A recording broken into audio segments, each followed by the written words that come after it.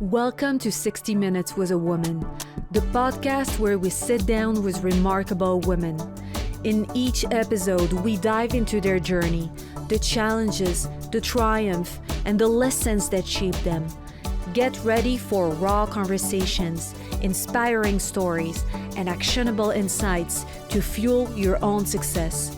Tune in because every woman's story deserves to be heard.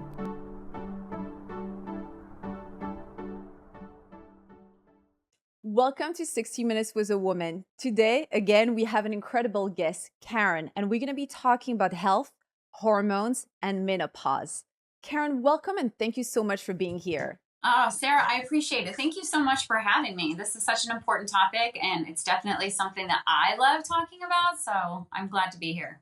It's definitely an important topic. I couldn't agree more with you. Let me give a little more of your background to the listeners so we can get acquainted with you. Karen, you are a midlife health coach dedicated to helping women navigate the challenges of menopause. Through your wellness coaching, nutrition tips, and ongoing support, you empower them to regain control of their health and remind them that it's not something they have to figure out alone. You know, menopause has been non-existence in a sense where people were not talking about it as something that we could just all support each other about, right? It was silenced because it's like pregnancy back in the days. It's natural. We have just to go through it without questioning it. And I appreciate the fact that you have become an advocate for that. I want to thank you very much for showing up for every woman out there who is not a broken damage when she gets to that point, right? So thank you so much for raising awareness. Definitely. Tell us more about you. Tell us more about your story. Where did you grow up? What were you doing before? And what got you to want to support women who are going through their menopause journey? I grew up in Southern California, and I left there to go to college when I was 18 and did, some college girl mistakes and ups and downs, and had some good times and some bad times, and ultimately ended up back in California. And from there I became a teacher. So I was a middle school teacher for about 17 years, and during that time I had 3 kids, and I went through my own health and wellness journey with all 3 of them. And about year 15, I started to feel kind of that burnout, because it's a very stressful job. There's a lot to it. There was a lot of changes going on at the time, both within my career and within my home. And so, as going through my own health journey, I decided, you know what, I want to help other women feel really good, because I was finally on that road to recovery, I like to say, and just eating better and moving my body and sleeping better and prioritizing myself. Not that my kids were too much older, but they were definitely more self-sufficient. And so I decided to take a leap of faith after 17 years of teaching, and went out and started working for a fitness company. Prior to that, I was doing health coaching. Like I said, going through my own health journey, I just kind of wanted to mentor other women. And so I was health coaching. So I've been health coaching for about 11 years now. Went out and started doing the fitness side of it, and decided, wow, people are really good about showing up to workouts when they have, their personal trainer that they're paying.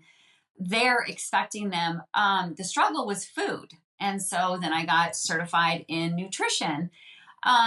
And I have other certifications along the way, just to kind of all of them designed to help my clients, take a holistic approach to their health. How can I help them with behavior changes? How can I help them with sleep? How can I help them with reducing stress? When I started going through my own perimenopause journey was when I really started to hone in specifically on women's health and women my age. So midlife, looking at women in their 40s and beyond, and really focusing on the menopause transition. Because what I realized going into it I was 46, I knew nothing, and I was really struggling with my own, midlife journey, whatever you want to call it, transition. Um, Mm. I don't call it a transformation, that's for sure, but I was really struggling with the weight gain. I was struggling with the sleep. I was struggling with the cravings, joint pain. Like everything in my life just became so much harder, and I didn't understand why. And that's really when I decided about 7 years ago to dive deep into anything I could get my hands on related to menopause education. I love how you were able to convert a very difficult time in your life into something productive and beyond that helpful for other women, because I can't tell you how many women are actually going through that, not even considering getting help once again, because it's not something that people know it's available. Not enough people are even advocating for it. So that's a pretty powerful move on your end. Oh, yeah. Thank you. Yeah, women, we struggle in so many ways and on so many levels, and every stage of our lives comes with its own issue and misunderstanding of what we are supposed to do. So having people like you, and I'm going to speak about everything you do for a woman later on, so people will understand why I'm excited about this, but it really makes a difference. I appreciate that. Thank you. I want to ask you something. For women who might be going through menopause and don't especially understand it, or even women who are not yet there but want to know more about it, Mhm. what are the stages of what we call menopause? So menopause is this big umbrella term, and we like to use it interchangeably because we just really have never known anything else. You do have perimenopause, and that could start 15 years before you actually hit menopause. So you could be in perimenopause for quite some time. And it's important for women to understand that, because a lot of times we're thinking, I just have to get over this hump. But that hump, you're there for a really long time. So, perimenopause is when you're going to start to notice maybe that your cycle is changing. It could be shorter, it could be longer, it could be heavier, it could be lighter, whatever it is, especially for women that have always been very consistent with their cycle. They're starting to know notices those changes. There's over what we say, when I first started doing research, 40 common symptoms. When we look at it now, it's really between 70 and 120 common symptoms. So women can be experiencing anything from weight gain, severe fatigue, itchiness all over their skin, feeling like you have bugs, like crawling on you. Vertigo was one that I experienced, ringing in the ears, changes in their hair, changes in their eyesight, changes in their gut health. So there's this laundry list of symptoms that women can be feeling. A lot of women, especially, when we have stressful jobs, we're raising children as they're going off to college, because that's usually the time period we're in. Our careers are probably at their height, or we're starting to transition into retirement. We've got aging parents. A lot of women will just assume, well, this is stress. I've got a lot going on. I've got a lot of things. And so they don't really notice that this is actually, physical changes going on in their body. And so a lot of it gets either dismissed or ignored, just kind of brushed aside as part of the aging, part of stress, whatever it is. Some of the other ones a lot of my clients will complain about is the lack of sleep, just struggling to fall asleep, struggling to stay asleep, waking up, at 2, 3 o'clock in the morning, increased feelings of anxiety or depression, changes in libido, changes in incontinence. Um, like I said, there's a laundry list, and we can literally go, like, I could tell people from head to toe everything that I experienced, just marking off basically every little body part that was like feeling the changes as our estrogen and our progesterone start to decline. So, when you start to notice that your body is giving you these signs and symptoms, right? You're probably a pretty good, idea that you are in perimenopause at this point. When you go a whole 12 months without a cycle, then you've hit menopause. Menopause is one day, and a lot of people don't understand that, because, like we said, It's we use one that as day. an umbrella term. When Oh, you okay. hit 365 days without a period, you are in menopause. Day 366, you are now in postmenopause, and you will be in postmenopause for the rest of your life. So a lot of women think, okay, well, I finally hit postmenopause. I'm done. No more hot flashes. My sleep's going to get better. My libido's going to go back to normal. I'm just going to feel better. That's actually not the case. You can still have menopause related symptoms for another 10 years. Women will still experience hot flashes, night sweats, joint pain, struggling with weight gain, or struggling to lose the weight that they've gained. The other thing is when our estrogen and our progesterone drop after we have finished menopause and we're in postmenopause, now our risk for chronic disease has increased significantly. So, cardiovascular disease, osteoporosis, cognitive decline. And so, a lot of women need to understand that postmenopause, while it looks different, is just as important as the other two stages. And so, if I start perimenopause at 45 and I live to be 85, I'm in one of these stages of menopause for 40 years. And I don't think a lot of people put the emphasis on that. That's, over half of your life, you're going to be in one stage or another of menopause. And that's why it's so important that we educate ourselves, that our doctors get educated, that we feel confident self-advocating for ourselves when we go to our doctor's appointments and we request some kind of assistance, whether it's, suggestions for supplements or hormone replacement therapy. But all of this is so important, and we have to first learn what do I need to look for and how can I improve my health. That's very funny because my next question was about the definition of menopause coming from the internet, right? Which is basically a natural biological process in women marking the end of their reproductive years. And it fell off to me, but now I think you've already clarified this point, because in my head, I was going to say, sometimes we get a lot of these symptoms even prior to perimenopause. I told you last time, hot flashes, for example, for me. But would you say then it's still related to our cycle? The reason why I'm asking this is because a lot of women are going to be on the lookout for that. Mm-hmm. So I wanna put the emphasis on what you said, and just understand, do we have to follow up with what's going on with our cycle, or should we be aware of something else, such as the I would signs you say mentioned? both. We are noticing that women as early as 35 are noticing perimenopause symptoms. The other thing that's kind of tricky is as the next generations are having babies later in life, they're going into postpartum and perimenopause simultaneously. And so they're experiencing similar symptoms, but not really knowing how to address it because we do address them differently. And that's important too. With that, I always say you've got to find somebody that understands this time in a woman's life. And so it is okay to ask your doctor, is this your wheelhouse? Do you feel qualified to help me navigate menopause, or would you think that it's better to refer me out to somebody else that might be more of an expert in this time period?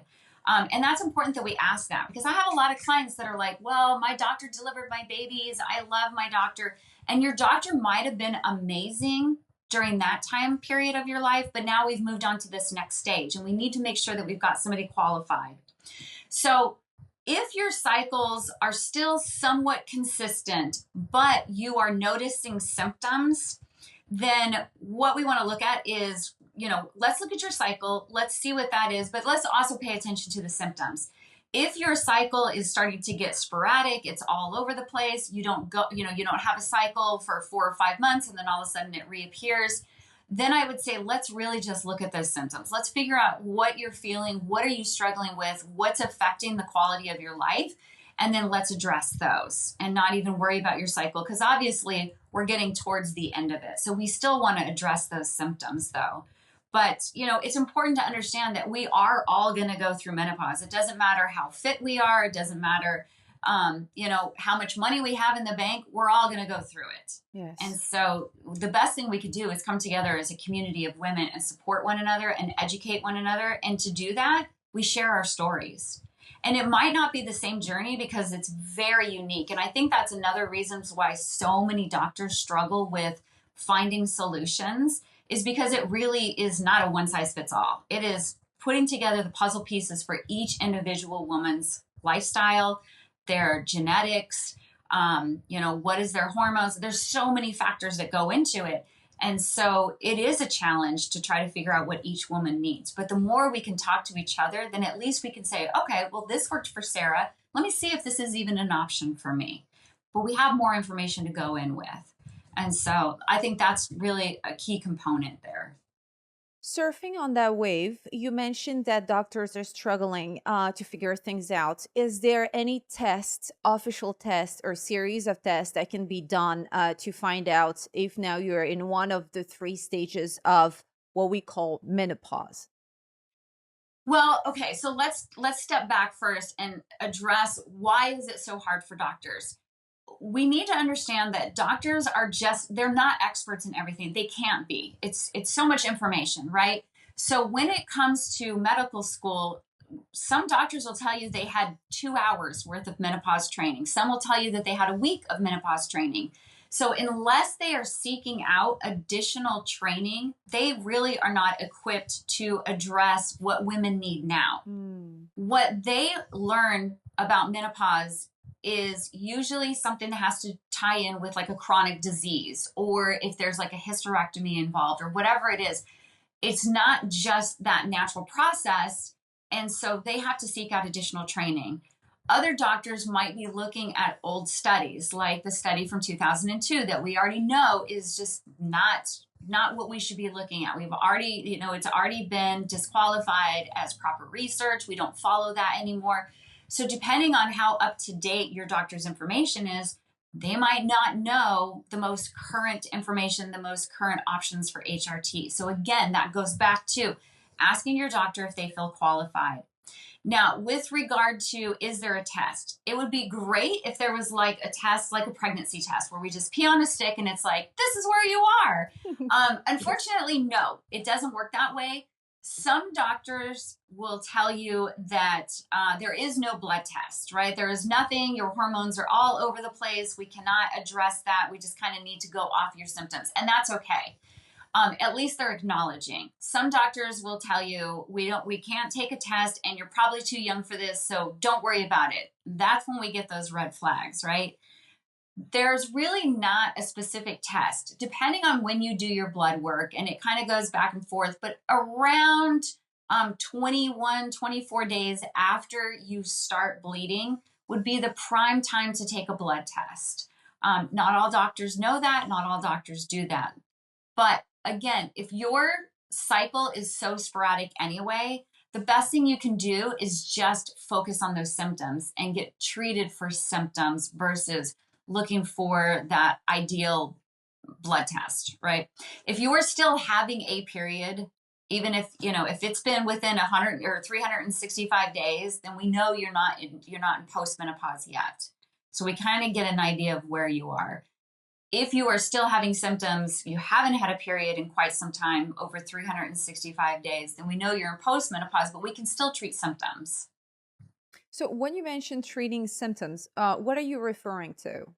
So if women go into their doctor and they're talking about, their joints are hurting, they're struggling with brain fog, they are getting hot flashes, that's pretty much a clue that your estrogen has dropped, right? So that would be a great idea to at least get a reading on your estrogen.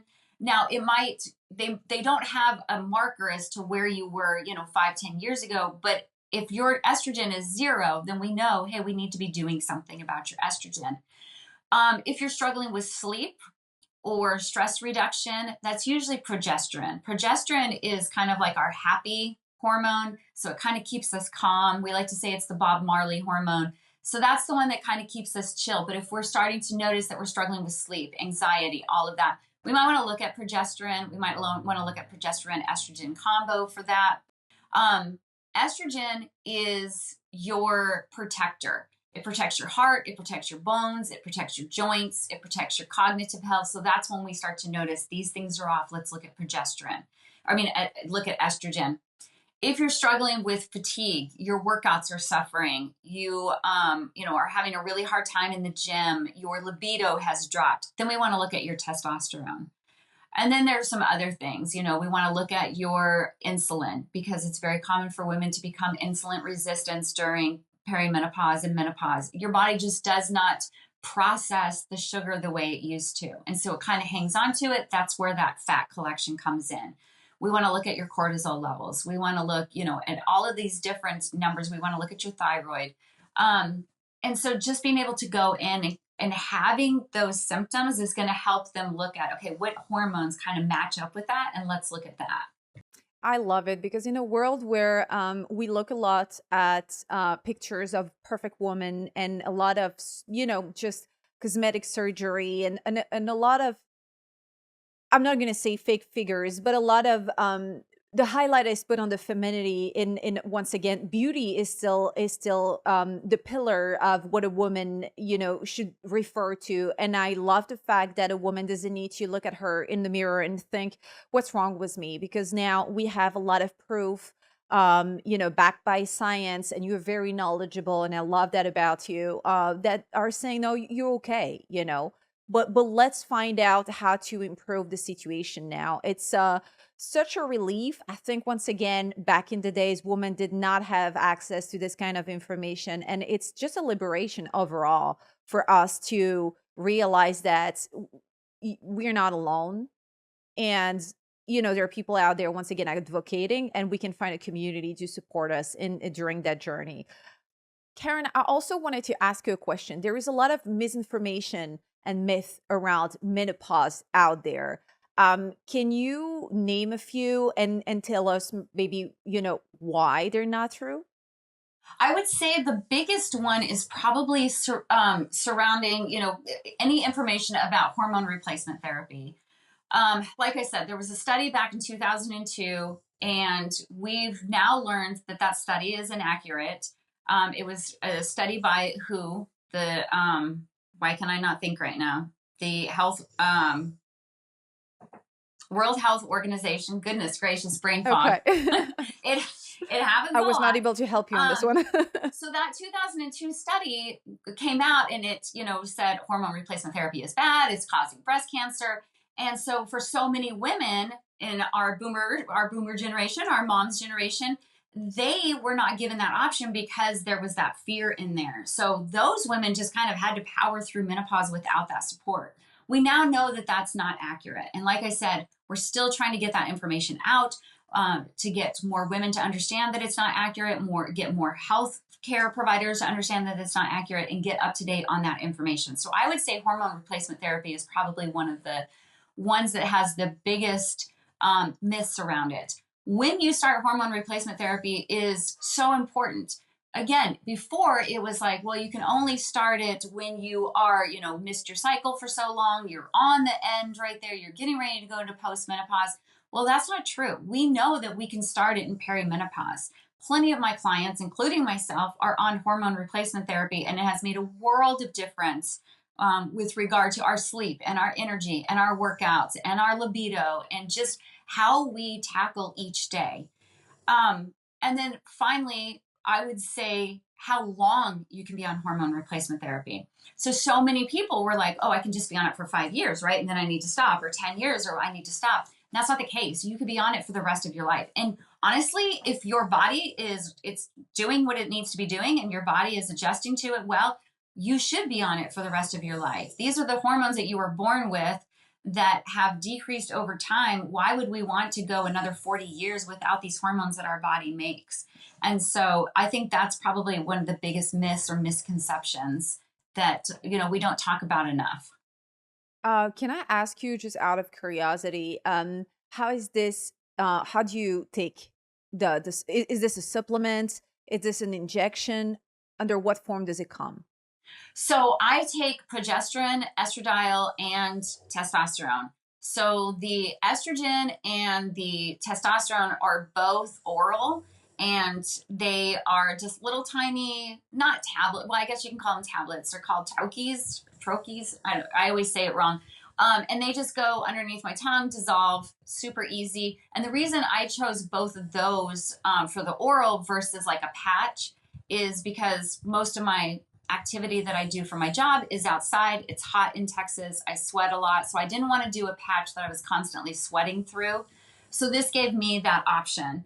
The progesterone is also a pill. I take it at night. That helps me with my sleep. I pair that with magnesium, and I'm finally sleeping, not necessarily through the night, but definitely it's easier for me to go back to sleep when I do wake up. Yes. Oh, that is wonderful because I mean, women recover through sleep and food mainly. So when you have one of these two that are completely imbalanced, you can expect a lot of side effects, water falling from that. So, okay, that's very good to know. I was wondering if this is something that you needed a prescription on, and then going to the hospital getting it, or if it was available, over the counter at the pharmacy. But so you can have your basically your physician prescribe this for you Mm-hmm. and then just get Mm-hmm. it always. Okay, that's Right. Yeah. that's And wonderful. again, it's finding somebody that is knowledgeable, that is going to listen to your concerns and is going to honor those. Um, so that's always super important. This is a question that is maybe more of has an emotional note to it, but we cover the medical side, and obviously a lot of what is happening in during that process in what you called earlier a transition. When you transition, right, to perimenopause or menopause, do you feel, because you've worked with a lot of women and you've helped a lot of women, do you feel that there is a grieving happening? It's so funny that you say that, because I had thought about that when you had asked another question. It's yes, yes. And for me, I always get excited. Like, I'm like, I cannot wait until my period is over. I cannot wait, until that part is done. Obviously, I'm still going to be doing and taking care of my health and focusing on what comes next. But so for me, I'm like, yay, I'm so excited. I cannot wait until my cycle is over. I don't need it anymore. I'm not going to have any more children.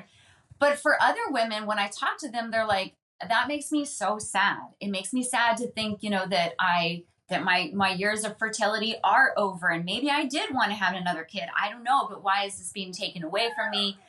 For some women, they feel like they're not as feminine as they were, and so there is that grieving process for a lot of women. And I don't think that we always address that and think about, not everybody feels the same way about getting through the perimenopause element of it. And so, yeah, I do think that for some, it is a hard time, especially if you're starting it earlier than some of us. I have clients that are 52 that are just now starting going through the process. I mean, they've been struggling with, their cycle and stuff like that, but they're still having a cycle. And I've got other ones that have stopped cycling at 46. And so for not everybody thinks that it's the most amazing thing. Yeah. I'm glad you brought that up. It's an important subject. Reason being, also, it is actually proven that women go through these signs earlier in their lives. Now, because of what? Listen, we live a life. There's a lot of pollution. There is a lot of plastic in what we eat. A lot of processed food. A lot of things that really affect our health long term, not Mm-hmm. overnight. And the two things that they mention is that white hair in young people, it just appears earlier. They have more of it younger. And then the signs of for men, just lack of testosterone overall. And then women show signs of perimenopause earlier than even though they can still conceive for maybe 20 more years, still they get the signs. And then the grieving might be happening also through this transformation of hormones, and this is why I wanted to ask you that. I know that it might affect some women, and it's like super crucial to also combine, medical facts with what's going to happen to you mentally overall. Oh, I think that is a huge component, because when I talk to women about menopause, obviously we address what's going on. We talk about the physical, but it's important that we're addressing the emotional and the mental element. And so when I work and I coach with women, then we address movement, we address nutrition, but we also address mindset, because there is a big component of anxiety and depression as women go through the menopause journey. And so it is important that we are discussing that and that we are taking that. It's just as important as the physical part of it. Absolutely. And just staying right there in that subject and diving a little deeper on the emotional part. Do you feel that there is it's harder for a woman to show up for herself, to show up as a, first of all, partner in loving partner, and then as well as a good mother, and then a good friend, a good daughter, and every role we really play in our lives? It there is a big component of that, and one of the things is you'll notice that and it's kind of a joke on Instagram sometimes. That women going through this transition, they don't give an F anymore. But really, as your estrogen dips, that that that nurturing element within us kind of decreases as well. So we do kind of are like, I'm done, I'm over it, I'm not dealing with it anymore. Rage is a big, component, a symptom of menopause, and fatigue and, burnout. And there's so much that's going on. So yes, it would be very common for women to really struggle with trying to show up as she did 5 years ago when she's Yes. dealing with all of this extra stuff. I talk a lot about women going through menopause in the workplace. That's a big hit to your confidence when you're going through menopause. The last thing you want to do is be doing a big presentation in front of people and you have a hot flash, or you're struggling with organization or cognitive function, with that brain fog. And so it does take a lot, with regard to your confidence. It does affect your confidence as a woman, with regard to your libido. And just there is a lot that is thrown at us, and we're trying to navigate that, showing up who we were before, and we just can't do that anymore. So when that starts to happen, the best thing you could do is communication. You've got to communicate with your family, you've got to communicate with your partner, you've got to communicate with the people that you work with. It's important that they understand. And again, that means that we have to take that stigma off of menopause, and we have to open up those conversations so that it's just anything else. If I have a flu, I'm going to be moving a little bit slower, guys. I need you to work with me. Well, now I'm going through menopause. I need you to be with me on this. I need you to be my partner in this. I need you to know what I'm going through. And that all comes from communication. Oh, I love it. I love the fact that you're including how a woman can help her family be part of her journey in the best possible way, rather than isolating herself because she feels just that, she would be misunderstood, or there is just no way of communicating this because people are expecting so much from her. And then she shuts down because she can't keep up with it. Right. And we think about, like, I always think about my mom when she was going through this. I just remember her being really angry for a long period of time. And like, I just felt like, you don't want to be here with us. And now looking back, I'm like, Mom, you never told us what you were going through. And again, she was like, I didn't really understand. I mean, I knew I was going through something, but I didn't know that was all connected. So I was just angry, and I had a long commute to work, and I didn't like my job because it was male dominant and I was always treated, poorly. And so she just chalked it up to all of these things. And now we have an understanding of what she went through. And if we could go back in time and sit down as a family and be like, we need to support you better, how can we do that? Well, now we have that opportunity to do that for ourselves and for the next generation. I love it. Thank you for sharing that. I love it because you know what makes, first of all, made me think about my own mother. I That's one thing. know.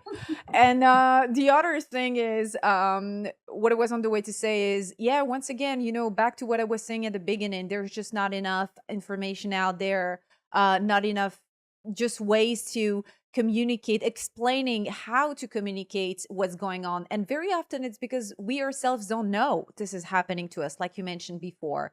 There is also something else. First of all, you brought up amazing life examples right now, and I love it. But there is also a big part of you being an activist. This is also why all this testimony is coming from you, because you really know what you're talking about. You In a moment, I'm going to talk more about what you're doing. This is going to be very exciting. And for people who want to reach out to her, once again, I'll be writing all the information in the description because she's busy. She's busy, guys. But I wanted to ask you a question. In one of the posts you have on Facebook, you wrote, "Live stronger, not injured." So, regarding that topic, I wanted to ask you, and you brought it earlier in the conversation, how much cardiovascular risks and even bone health is important during either, prior to menopause, post menopause. Well, like I said, your estrogen is your protector. And so it does protect your bones, it does protect your heart. And so as that decreases, we need to do other things to make sure that we're protecting ourselves, right? Hormone replacement therapy might be one, supplements might be one, but definitely moving your body. And so as a fitness trainer, that's one of the things that I really hone in on. Now, with regard to movement, what does that look like? Well, there's a couple things that you definitely want to do. We want to be strength training. If we want to preserve our muscle mass, if we want to keep the bones that we have healthy and strong and make sure that they're not breaking down at that rapid speed when we get into postmenopause, we've got to be strength training. And we've got to be lifting heavy. And so when people ask me, well, what does heavy mean? Well, that's going to be different for everybody. But pick up a weight that is going to challenge you after 5 reps, right? Could you do 5 reps with that, whatever size weight, 20-pound weight, 30-pound weight, whatever you picked up? Could you do 5 reps 4 times, with a little bit of break in between? And that's what we're talking about heavy. We don't want to be able to do 20, 30 reps with weights. We need to start challenging our muscles. So we want to do strength training at least 3 times a week. The second component would be cardiovascular. Does that mean we need to go out and train for a marathon? Absolutely not. Your joints probably would hate you right now because we don't have that lubrication from the estrogen. But could I do walks? Could I go swimming? Could I join a Zumba class? Could I do anything that's going to elevate my heart rate? That's the things we want to look at. HIIT exercise is great. Everybody's on the fence. Is there too much HIIT in midlife? Is there not enough HIIT in midlife? You just want to make sure that you're giving your body ample time to rest. So I love a good HIIT workout once a week, and that gives me plenty of time for me to rest and recover. Where in my 30s, I was probably doing HIIT workouts 3 or 4 times a week. My body can't take it anymore. Yes. So the third element being rest. We want to make sure we're incorporating rest. What does that mean? That could be yoga, that could be stretching, that could be a nice, easy walk. There's lots of different ways in there. And then finally, we want to make sure that we're getting some kind of balance work because falls, we all know, are deadly. So we want to make sure that we're working on our balance. We want to be able to move with ease. We want to be able to get up and get down, get in and out of the shower by ourselves, get off the toilet by ourselves. So if we're talking about living on our own as long as possible, these things are so important. It's not about fitting into a smaller size jeans anymore. Now it's just about high quality of life. I tell my mom all the time, you got to be lifting weights because I can't afford to put you in assisted care. So you got to be living on your own as long as possible. So, we want to have that lifestyle where we are living on our own according to our own terms. And so being able to do those things is where we want to start. So tell me more about that lifting and then obviously resting and then some cardio is important obviously to keep this blood flowing properly. But when you spoke about lifting, are we talking about muscle mass trying to grow or yes, the muscular mass on we okay, okay. yeah, we definitely want to work with our muscle mass, but also that is lifting is going to help our bones, right? Another great one, if you really want to look at it, what's a good exercise to improve my bone density? Jump rope.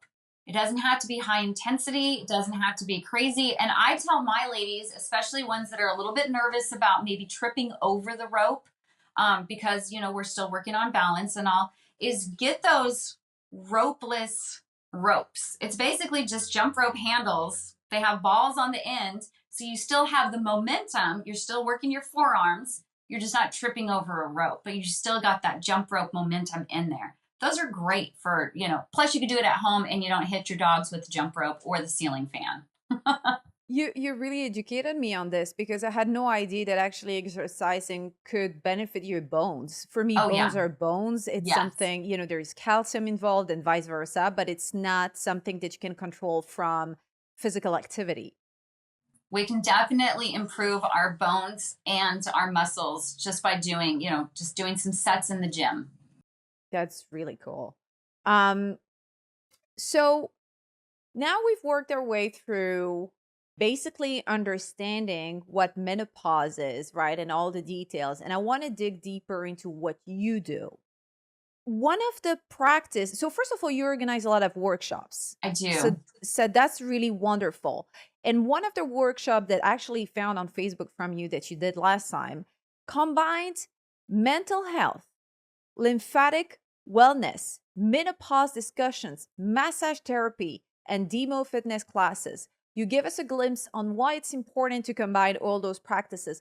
But what result really, and why, first of all, how did you come up with combining all these practices together? And what result can you see in women that you work with after a session So, or a few? one of the things I like to do workshops in person in my community. Not that I don't do virtual ones, but I do a lot in town. And I like to collaborate with other wellness practitioners here in my community. I think it's important that we understand you've got so many resources here available to you.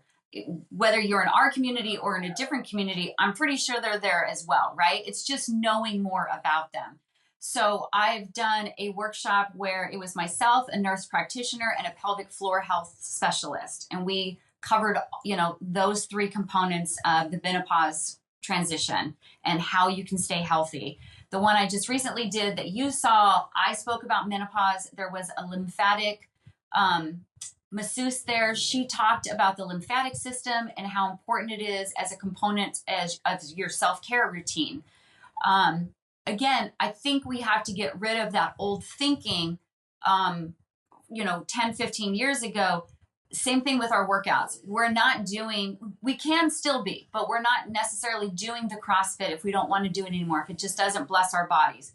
We're not running marathons if we just don't feel like it's in us right now. We might get back to it, but maybe right now it doesn't feel comfortable. Same thing, our self care is going to look different. So, pedicures are amazing. I love that. But what are some other self care ideas? Acupuncture, or chiropractic care, lymphatic massage is another one. And that's what she spoke about. And then we had a lady do a dance class, and it was just about the joy of movement and just finding what works for you, expressing, sharing, laughing with other women. That was a really great workshop. That's really cool. And you even offered a free workshop during Memorial Day. So you're really introducing women to a better way of living. And you're spending a lot of time, investing a lot of time of your own time, educating women about that. So that's really awesome. We're also going to ask you how to reach out to you on those for these kind of workouts, because I bet a lot of women want to be part of this. It's I saw the video. It's excellent. So It's maybe really we'll fun. even add the video here. So there you go. So people can see. It's like I loved it. I loved it. I could see not only women all together for agreeing on just showing up more for themselves. I also saw that just women felt better about Yeah. themselves Yeah. during that workout. So that's And pretty powerful. it's all ages. It's, like I think my youngest client is 38. She loves the menopause talk. She is not there at all yet, but she's like, I'm going to be prepared when I get there. And my oldest is 74. And so it's all ages, it's all body types, it's all, different backgrounds and stories that we all share, but we just want to come together, support each other, love each other unconditionally, and share in this experience because it can be beautiful. It's challenging, but it can be beautiful.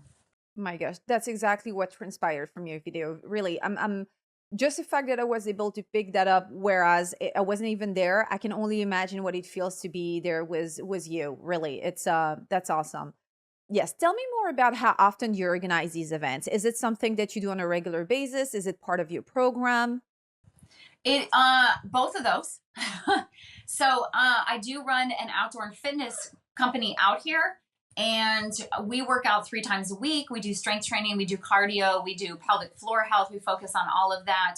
I try to do Saturday workouts every 6 weeks. And then I do the workshops. I try to do workshops probably every 2, 3 months because it is a lot of planning on the back end. Of course. So if anybody has ever created an event, they know there's just a lot of like back end stuff. But that's my passion, is just being out in the community and educating and talking together and just bringing women together. I think it's so incredible, the sisterhood that we have. And I think we did such a disservice to ourselves back in high school when we were in that competitive mindset of, who's got the best outfit, who's got the best shoes, who's dating the hottest boy. And I Totally. 100% was guilty of that. And now I'm like, oh my God, I missed out on so many amazing opportunities to be surrounded with women, girls at that time, but women that support one another. And again, something we can do better for the next generation is just show them how we come together. I think Gen X is such an incredible model, such a great example to these next generations of how when we come together, we share our experiences, we support each other unconditionally, amazing things can happen. There is another portion of your program, and the tips you give, and even a conversation we had earlier about what you do that is crucial to just health in general, right? For women health, and it's nutrition. I wanted to ask you, first of all, how important it is. And then I wanted to also ask you, how do you implement that in your practice so it can benefit your clients? Yeah. Nutrition is a big one. Obviously, if we're struggling with that weight gain, then we kind of need to look at what's happening. Most likely it's your hormones. It's not necessarily what you are eating. But how can we help our hormones? We can make sure that we get nutrient dense foods in our body. So let's eat to bless our body versus, eating just for comfort or eating just because, it's something I need to do as I go through this drive through. We have to be very well aware of what we're putting in our body at this time. There is a lot of changes that you can assist with food. So if you're struggling with brain fog, that gut brain connection is a big one. So being able to, fuel our body, that's going to help kind of decrease that brain fog. You might notice that as your hormones start to dip, that you have food intolerances that you didn't have before. I always say I used to be able to eat, thick crust pizza on Friday nights. That was our jam after my son played football. I can't even look at a thick crust pizza anymore without like getting sick and having to go to the bathroom. Oh, And so really? I'm like, I can Okay. still eat pizza. I just have to do thin crust pizza now. So now, again, we just need to listen to what do our bodies needs in this time. So if you're noticing food intolerances, maybe it's dairy, maybe it's gluten. You don't necessarily need to get rid of things. You just might need to do it a little bit different. And then, also fatigue is a big one. Could it be that you're under eating? Could it be that you're not getting the nutrients that you need?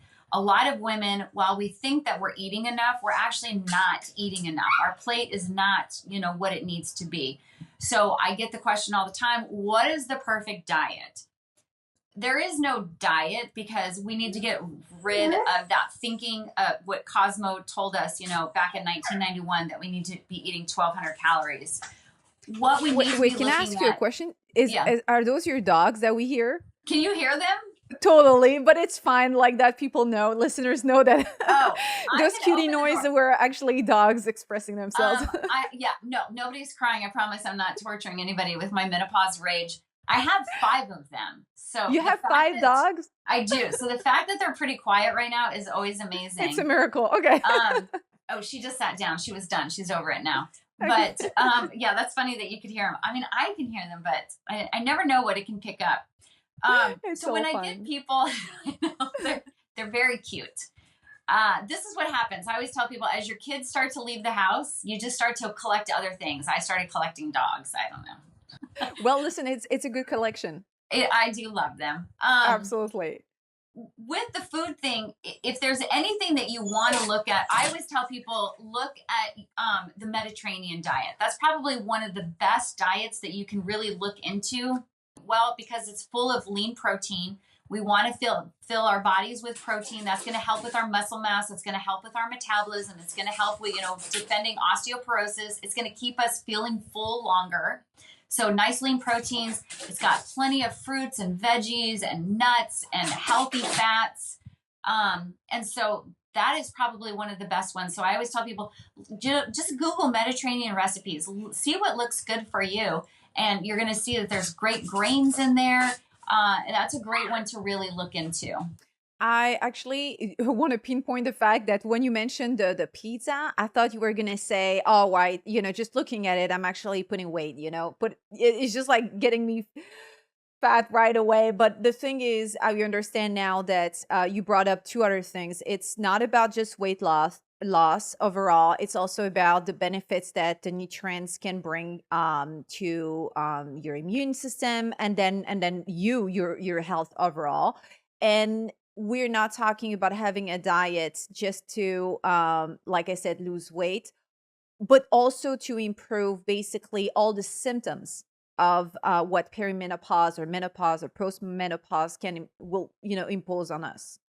Yes, addressing the symptoms through food, through nutrition, is one of the components I definitely lean into. Like I said, there's always those, let's look at your movement, let's look at what's happening in the kitchen, let's look at your mindset, and let's look at your sleep.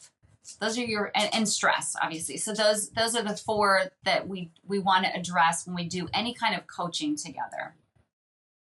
There is a question that I wanted to ask you, just because for the longest time we always hear about all the aphrodisiacs, or maybe the superfood that can benefit a specific, I'm gonna say symptom, if I can speak like that. Do you have like, is there some sort of superfood that can help with libido, or maybe like you mentioned, memory loss, or even hot flashes, stress, and everything else? Beside the diet, should we focus on certain things? Again, it's really dependent on each individual. I would say let's go back to protein, because that's going to help you with the brain fog. That's going to help fuel your workouts. That would be one of the best ones. That's, again, going to give you that energy, which, when we have more energy, our libido is probably a little bit better. Yes, But that's right. how about things that affect us negatively? Sugary drinks, anything that's high sugar, because that we're going to struggle with insulin resistance. Our body does not process the sugar and turn it into energy anymore like it used to. It processes it, it stores it as fat. So, can we reduce sugars in our diets? And then finally, something like, think about alcohol. Again, usually it's because of the sugar, but are you noticing that that glass of wine that you used to love is affecting your sleep? It's giving you headaches. So it could be not necessarily a superfood that's going to help you, but it could be looking at the things that are causing more of an issue than needs to be. And I always start with alcohol, sugars, and caffeines. I was gonna ask you about coffee. Okay. Yeah. And coffee is great. It's just, are we literally living off of coffee? Like, when I ask people how many glasses of water have you had, they're like, well, I've had 6 cups of coffee. Okay, but how many glasses of water have you had? So just being able to not eliminate, but reduce and be aware of how it's affecting your body.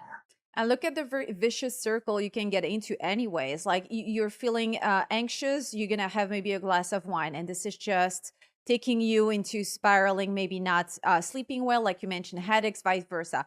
Caffeine, exactly the same thing. You need energy, you don't know where to get it, you're not thinking about food, you're like, I'm gonna get myself a cup of coffee, and then it snowballs to you not being able to sleep properly.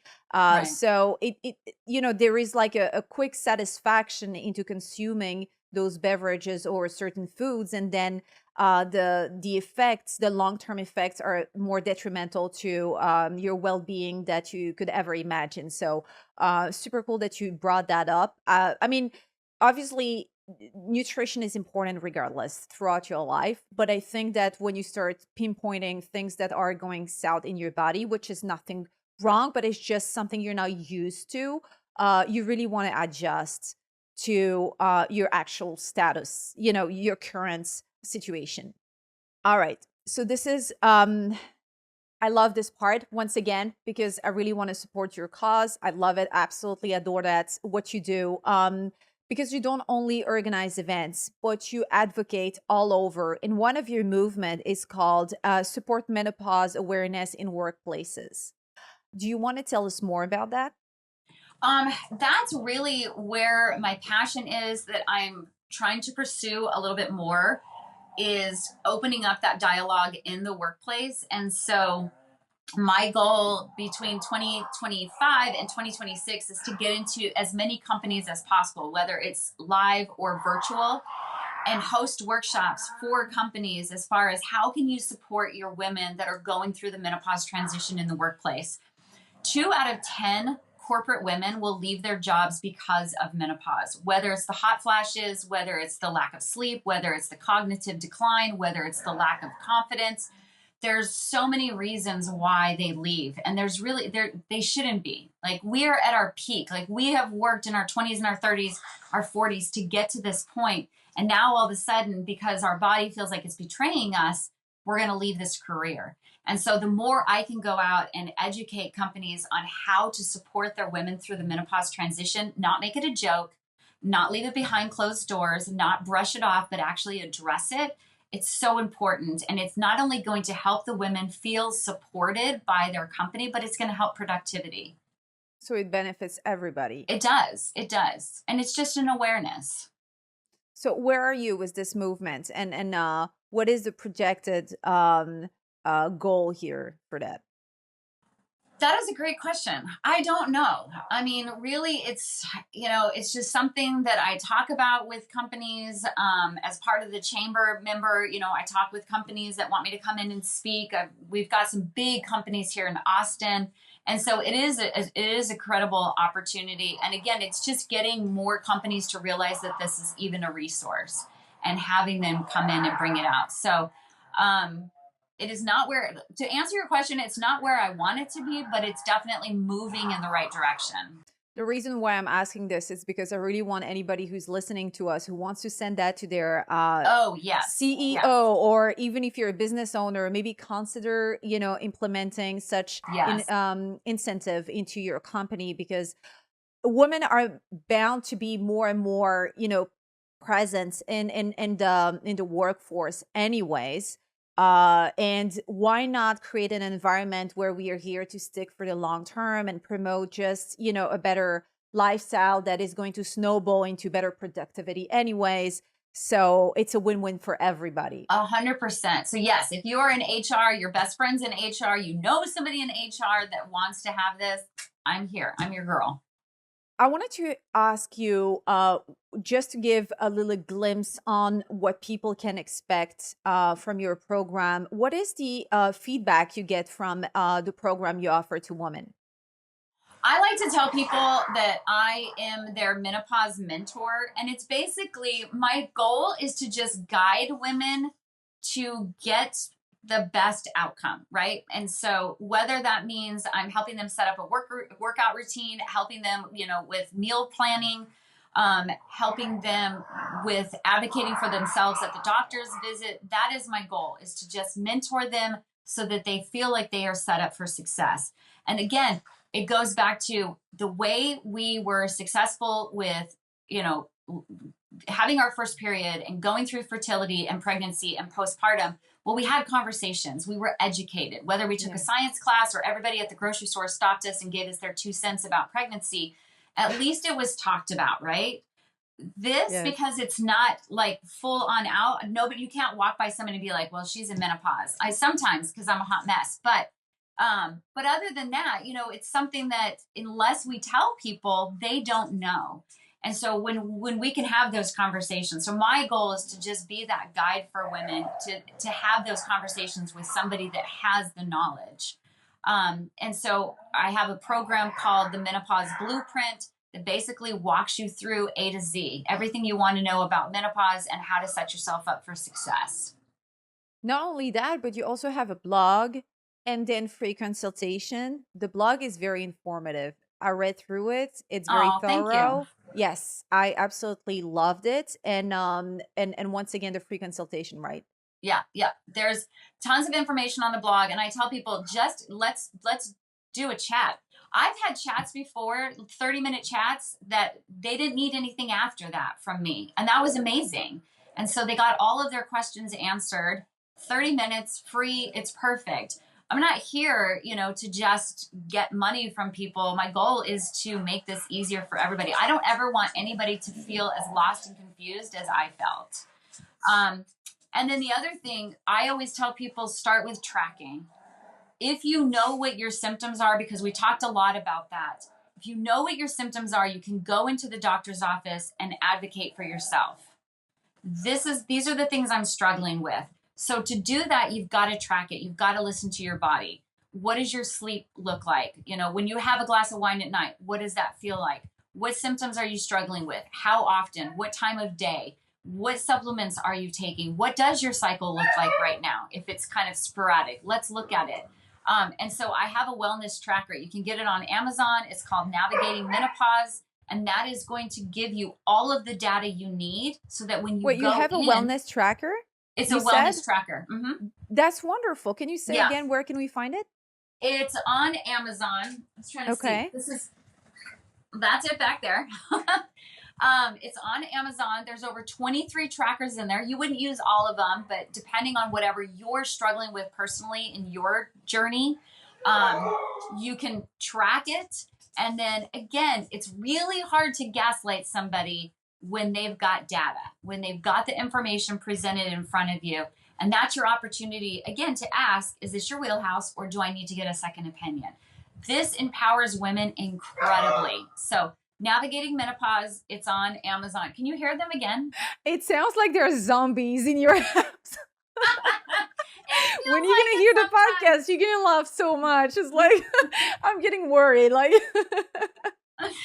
I have one, and she's not even a Siberian Husky, and she talks all the time. I'm like, you can't be talking all the time. She's always yelling at me to open the door or whatever it is. she might have some sort of DNA, related to huskies, because she has something, because she just fur all day long. That's hilarious. Can you tell us, Karen? And then we're gonna let you go back to your babies. Can you tell us how we can to your chaos? How we can reach out to you? I try to be all over. Like I said, I do feel like I'm busy, but at the same point, I love what I'm doing, so it doesn't feel like a job. But if you are locally in the Austin area, there's lots of different things that I'm doing out here in Austin. But if you're looking for just information, how to get informed, check me out on Instagram. It's midlife_health_coaching. And I know you're going to put all the links in that. The Navigating Menopause wellness tracker is on Amazon. My blogs are on my website, which is midlifecoach.com. There's a ton of free resources on the website. And then you can reach out to me. My program is on there, the Menopause Blueprint. If you're looking to get one-on-one coaching, that is probably one of the best resources I have. So. And if there was one takeaway, obviously, I know that you mentioned, and I want to remind it to everybody, if you see symptoms, make sure that you are able to recognize them, and then also talk to a professional that really knows, that is knowledgeable about menopause. But if there was one takeaway other than that from this podcast that you want people to remember, what would it be? I think the biggest one is we feel like something's wrong or that we're doing something wrong, right? I have women tell me that all the time. I'm doing all the right things. You are doing all the right things. It's not you. Your body is going through a change. And so, we just need to figure out how do those right things, how can we keep doing them with your body as it's changing? And we need to address who she is now, not who she was 5 years ago, not who she's going to be 10 pounds, lighter, whatever it is. We need to address who she is now. And so you can be doing all the right things. We just need to work with what you've got going on. I love it. And now, just for my own sake, tell me a little bit, where can I get this t-shirt currently in my pause era? I love it. This is such a statement. Shirts. I wear it all the time at my workshops, and people are always thinking pause like I'm going to take a time out. Then they realize, oh, menopause. It takes a little bit for people to get it. But yes, if you want one of these, definitely reach out to me. They're not on my website, but I do ship them out. So if you email me that you're interested, just let me know what size and we can get you one. Well, just going to repeat that. I will add in the description down below all the way you can get in touch with Karen. She is a true activist, and I don't always use this word. It's because this is really what she does. And once again, if you just want to get acquainted with her, look at her Instagram, look at her social media in general. She's all about raising awareness. So I want to thank you very much, Karen, for being with us, sitting with Thank us, and you. sharing so much today. Thank Thank you. you. Thank you for dealing with all the chaos around me. No, no, I think we're going to have a good laugh. So that's all good. Thank you so much, Karen. And that brings us to the end of today's episode. Until next time, stay bold, stay brilliant, and keep building your own success story. If you loved what you heard, be sure to subscribe, leave a comment, and share this episode with someone who needs to hear it.